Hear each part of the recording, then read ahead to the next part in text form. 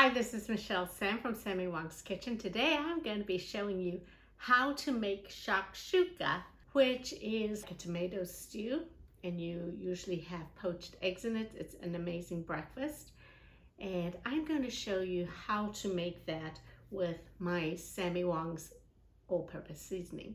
I recently spent a little staycation at a lovely boutique hotel in Laguna Beach, California.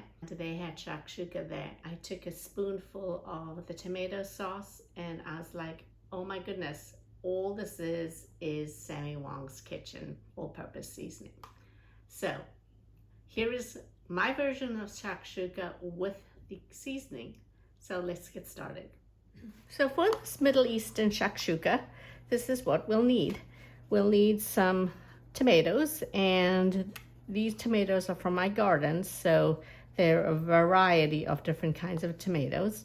In addition to that, you'll need an onion, a red bell pepper, and some olive oil or any kind of cooking oil. For the flavorings, we will need some of my Sammy Wong's all-purpose seasoning, some extra ground cumin, and some feta cheese, in addition to some fresh basil and some fresh parsley. And what makes shakshuka are the poached eggs. So I have my eggs here that I'm going to be poaching in the tomato sauce.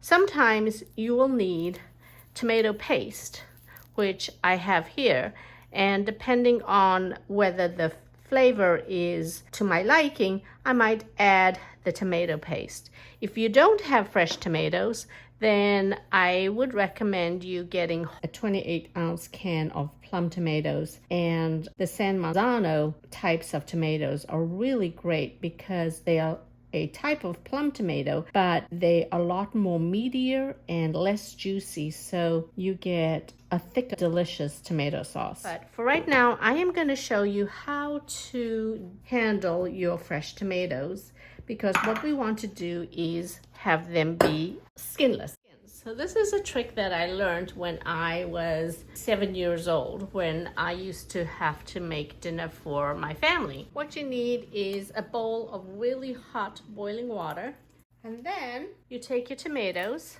and you poke them with a fork so there are some holes in the skin, and then put them into the hot water. Oh, you can already see here what happens with the hot water and the holes. It basically ends up peeling the tomato. So we'll allow this to sit for a while, and in the meantime we're going to work on our onion. So for the diced onion, not sure if many of you have seen my other videos, but for those who have not, I'm going to give you a quick 101 tutorial on fast way of dicing onions. You want to peel them to the edible part, and sometimes it means actually sacrificing a whole outer layer because it just takes too long to peel it, but this seems to be pretty easy to peel. And so for dicing an onion, here is where the roots come from. And what you can do is just cut right through the root. And the reason is because it then stabilizes your half an onion here, because everything is connected to the root and on the other half as well. I'm going to just take this part off. And in order to dice, first I'm going to go this way and try to not completely cut the entire onion. Then you're left with loose slices. What you need to do is make sure that your fingernails are protecting your fingers, so you're not going to have any kind of accident.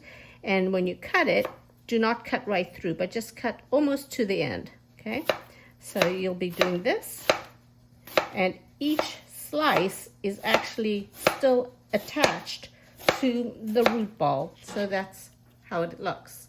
And so this makes it easier to deal with when you need to cut it the other way. So when you're cutting it the other way, make sure your nails are protecting your fingers, and then you can cut it without problems. And the same for this half. All right, so here's our diced onion. I'm gonna put this in a container, and I'm gonna dice my red pepper. So I'm gonna pull the seeds out of the red pepper. And when you cut red pepper, cut it from the side where you have the most grip. So what I like to do is cut the red pepper from the inside so that your knife has a better grip on your pepper.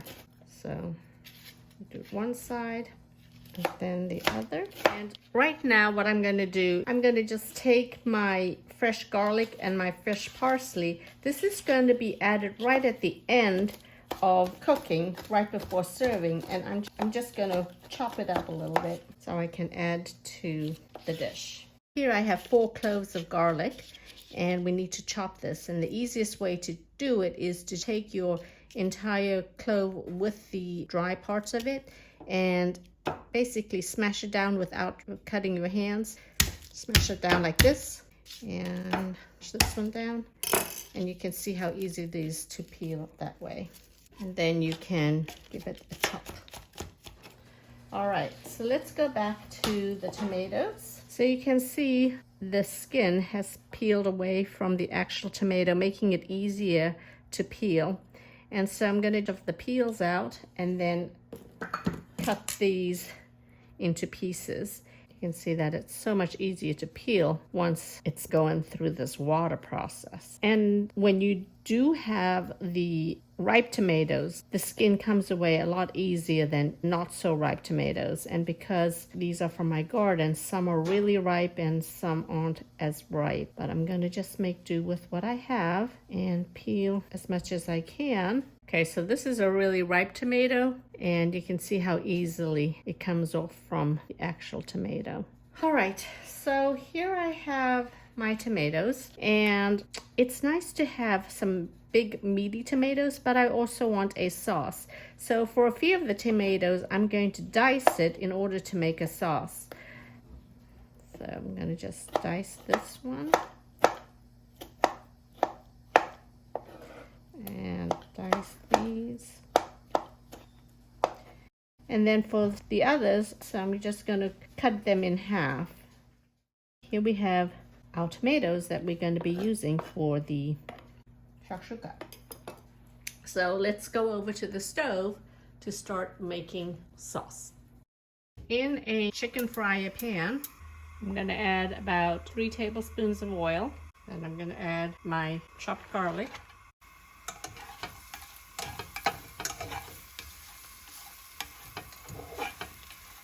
And my chopped onion. The chopped onion provides sweetness to the shakshuka.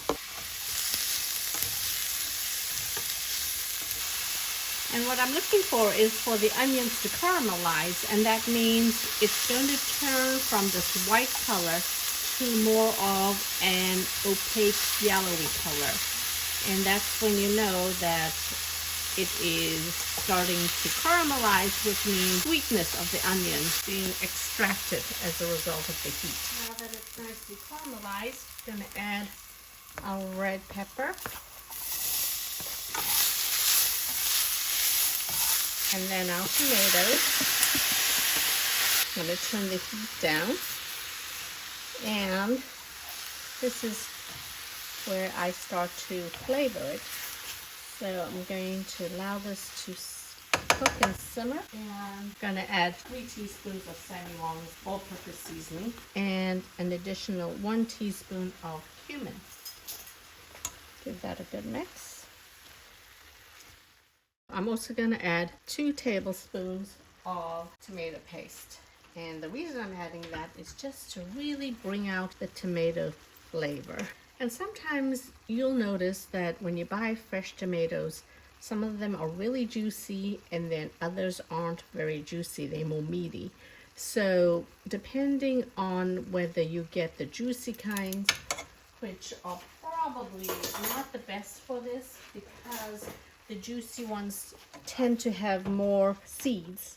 And what we're trying to do is have a sauce without the seeds. The tomato paste, we're going to dilute it with a little bit of water. So I'm going to add half a cup of water just so that we get it more to be a stewy shakshuka.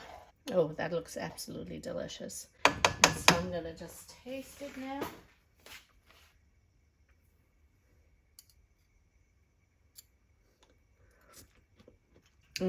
Right now, that's absolutely delicious. I'm just going to let it simmer for a little bit. Now that the sauce has cooked and the flavors have mixed in with each other and it's really delicious, now it's time to poach our eggs. So since I'm poaching 4 eggs, I'm going to just make 4 kind of holes where my eggs are going to be. I'm not going to be poaching them separately from the shakshuka because then you're just wasting a lot of the egg white that runs. So I'm going to poach it directly into my shakshuka here. I would say about 3 to 5 minutes would be for a nice soft egg, 7 minutes for a medium egg, and if you want it really cooked, then allow it to cook for 7.5, 8 minutes. Okay, just going to cover it with a lid because the heat needs to poach these eggs, and I am going to simmer it for 3 minutes so that I can make sure that they are nice and runny. Before we ladle it out, we're going to add our basil and parsley into our mixture. And the reason why we add right at the end is that it'll maintain its strong parsley and basil flavors, and that's what we want. I just pulled these out of the oven, and these are going to be the sourdough breads that are going to be part of our shakshuka dish. Make sure you get right underneath the egg and get every single egg first before spooning out the rest of the sauce. In that way, you're not going to puncture your eggs. Now, if you don't have fresh bread, you can always toast it with olive oil or put it in a pan with olive oil. But because I don't want to ruin freshly baked bread, I'm just going to put it on the side like that. And right before serving, sprinkle some feta cheese to the top, and this provides some creaminess as well as some nice salty flavor. So here's the shakshuka with freshly made sourdough using the Sammy Wong's all-purpose seasoning. Enjoy and bon appetit. More recipes can be found on sammywongskitchen.com or social media. If you found this video helpful, please subscribe to my YouTube channel. Thanks!